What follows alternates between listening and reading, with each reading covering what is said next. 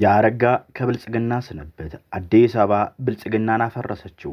በፖለቲካ ማዕበል የተናወጠችው የታሪክ አዙሪት ሰለባ የሆነችው ታሪካዊቷ አዲስ አበባ በስልጣን ማህደር መንበር ላይ ባሉ ኃይሎች መካከል ሊታረቅ የማይችል የልዩነት ስንጥቅ ፈጥራ የፖለቲካ ምድር እያንቀጠቀጠችው ትገኛለች። አቶ አረጋ ከበደ በምክክሩ ላይ ባሳዩት የማይናወጥ የሞሽረት ትግል በተቀናቃኞቻቸው ጭምር ከፍተኛ መወደስ ቢወርድባቸውም ባለቃቸው አብይ አህመድ ግን ጥርስ ተነክሶባቸዋል። ይህን ተከትሎ በአማራ ክልል በቅርቡ ከፍተኛ የሹምሽር እንደሚደረግ ውስጣዊ መረጃዎች እየጠቆሙ ነው።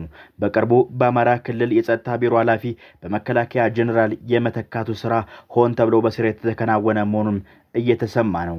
ዝርዝሩን አብረን ስንቆይ ተሰሙታላችሁ። የኦህዴድ ብልጽግና አዲስ አበባን በአንድ እጅ ጨብጦ የታሰበውን ፖለቲካና የመሬት የበላይነት ሙሉ በሙሉ በኦሮሚያ አካል አድርጎ የመቀርጠፍ ጥበብ እንድትሳካለት በመቁጠር በአቶ ሽመልስ አብዲሳ ፊት ላይ የደስታና የድል አድራጊነት የሳቅ ፈገግታ ሲያበራ፣ በሌላ በኩል ግን በአቶ አረጋ ከበደ የሚመራው የአማራ ብልጽግና በከባድ ቁዘማ የቁጣ ስሜትና ውጥረት ውስጥ ሆኖ የኦህዴድን ፍላጎት ለመፋለም ቀበቶን አጥብቆ መነሳቱ እየተገለጸ ይገኛል። የምክክር ሂደቱ ባስከተለ የፖለቲካ ንዝረትና አለመረጋጋት ምክንያት በአማራ ክልል ከፍተኛ አመራሮች ላይ የሹምሽር መዶሻ ሊያርፍ እንደሚችል ትልቅ የአመራር ውዝዋዜ ሊደረግ እንደሆነም የሚጠቁሙ ድምጾች እየተሰሙ ይገኛሉ።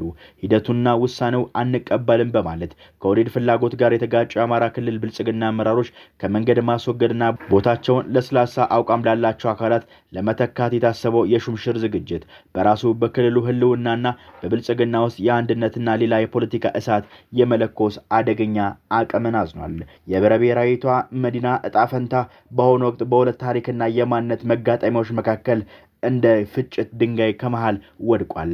በአንድ በኩል የቀድሞዋ በረራ ምድር አዲስ አበባ የኛ ናት፣ የታሪካችንና የቅርሳችን ማዕከል ናት በሚለው የአማራ ወገን ጥንታዊ የታሪክና የይገባኛል ትርክት፣ በሌላ በኩል ደግሞ ፊንፊኔ ኬኛ በሚለው የአባቶችን የመሬት ባለቤትነት በማንሳት የከተማዋን መልክ ሙሉ በሙሉ ወደ ኦሮሚያ ክልላዊ ድንበር ለማጠቃለል በሚጣጣረው ዘመናዊ የማንነት ጥያቄ መካከል ያለው ተቃርኖ ይበልጥ እየከረረ መጥቷል። ይህ በሁለት ተቃራኒ የፖለቲካ አስተሳሰቦች መካከል የተዘረጋው የፍላጎት ገመድ በኦሮሚያ ብልጽግናና በአማራ ብልጽግና መካከል ሊጠገን የማይችል ትልቅ መከፋፈልን በመፍጠር በፓርቲው መዋቅራዊ አካል ውስጥ የማህፀን መፈረካከስን አስከትሏል። ይህ በሁለት ክንፎች መካከል የተፈጠረው ክፍተት ዝም ብሎ የሐሳብ ልዩነት ብቻ ሆኖ አላበቃም። ይልቁንም በሁለት ወገኖች ስንጥቅ መሃል የማይነቀል ከባድ የፖለቲካ ሽብልቅ በመግባቱ በጋራ የመግባቢያ ድልድይ ሙሉ በሙሉ ተደረምሷል የሚሉ ውስጣዊ ምንጮችም እየተሰሙ ነው ያለው።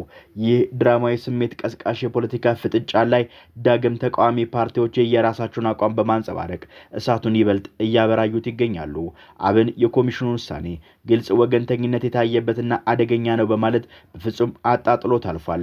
በተመሳሳይ ጊዜ አቶ አረጋ ከበደን ጽኑ አቋምና ቁርጠኝነት እያደነቀ ሂደቱ የሚያስከትለውን አደጋ ለማስመልከት ከባድ ማስጠንቀቂያ ማስተላልፏል። እናት ፓርቲ በበኩሉ የአይነቱ አካሄድ ለበለጠ ክፍፍልና ለከፋ የጦርነት እሳት መንገድ ይከፍታል በሚል ውሳኔውን በምንም መልኩ እንደማይቀበለው በይፋ አስታውቋል።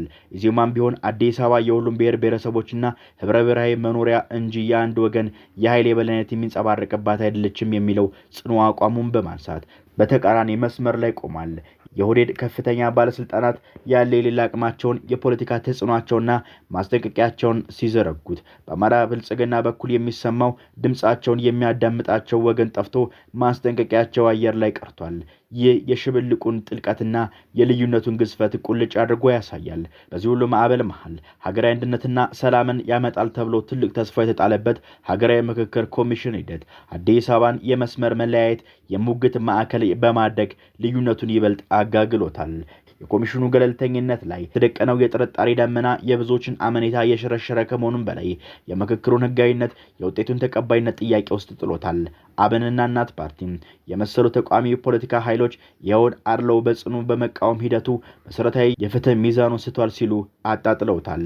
የኮሚሽኑ ውሳኔ ከሁሉም ወገን የተሰነዘሩ እውነተኛ ድምጾችን ከመስማት ይልቅ ለተወሰነ የፖለቲካ ኃይል ፍላጎት ቅድሚያ የሰጠ አድሎ አካሄድ ነው መባሉ ተስፋ የተጣለበትን ሀገራዊ እርቅ መንገድ ወደ አዲስ የልዩነትና የውጥረት ምዕራፍ እንዳይመራው ከባድ ስጋት ደቅኗል። የኃይል የበላይነት የሚንጸባረቅባት አይደለችም የሚለው ጽኑ አቋሙ በማንሳት ይህ መብረቃዊ ውጥረት የውስጥ መፈረካከስና የተስፋፋ የመጣውን የፖለቲካ እሳት ለማብረድ የተነሱት ጠቅላይ ሚኒስትር አብይ አህመድ በኦቤንና በአማራ ሚዲያ በተመሳሳይ ጊዜ ብቅ በማለት ታሪካዊውን ኦሮማራ ጥምረት መንፈስና እንደገና ለማደስ በሁለቱ ህዝቦች የቆየ ደምና የስጋ ወዳጅነት እያጣቀሱ በመተረክ የውስጥ ቤታቸውን ለማረጋጋት በሚል አዲስ የቃላት ማብረጃና የታሪክ ማስታረቂያ ጥረት ላይ ተጠምደው ይገኛሉ።